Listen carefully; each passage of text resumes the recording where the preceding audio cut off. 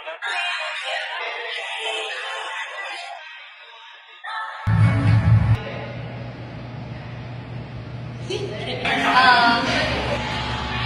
guys! So ngayon, on the way ako sa One Fitness Horizon for my first ever Pilates class. So let's see kung ano mangyayari. And yes, hindi ko pwedeng makalimutan ang aking favorite na tumbler from Sunny's Flask. Alam nyo guys, grabe, sobrang ganda nito, matibay, at saka legit na malamig pa rin kahit after ng Pilates class ko. At customized to, pinili kong kulay ay white and color blue. Pero syempre, habang nasa car, maglalagay muna tayo ng lip moisturizer from Freshini.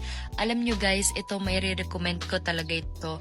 Pang-prep ng lips, grabe, sobrang lightweight lang niya, mabango, and perfect siya, lalo na kung meron kayong mga dry lips. Ayan o, makikita nyo naman sa video kung gaano ka-moisturize ang aking lips diyan. Pak! Kaya naman kung wala pa kayong ginagamit ng lip moisturizer or hindi pa kayo nagli-lip moisturizer dyan, nako, subukan nyo tong Freshini. Nandyan lang yan sa aking yellow basket. At pagdating ko, sinundo agad ako ni Ate Audrey. Ayan, at diretso agad kami sa One Fitness Horizon.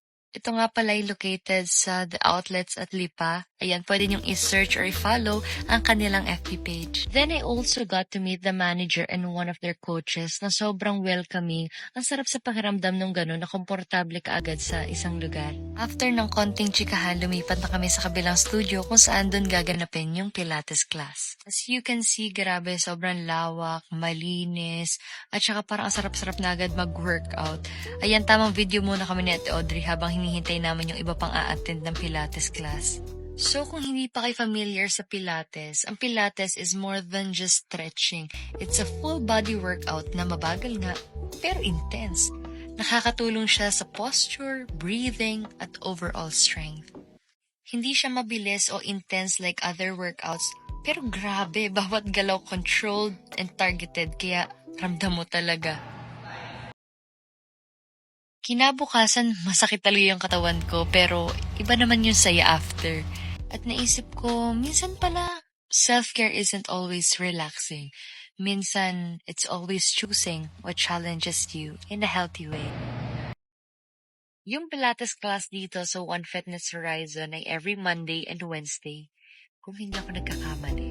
So, ayun, kung matagal mo nang iniisip na mag-try, mag-Pilates, I think ito na yung sign para i-try mo na. Dali!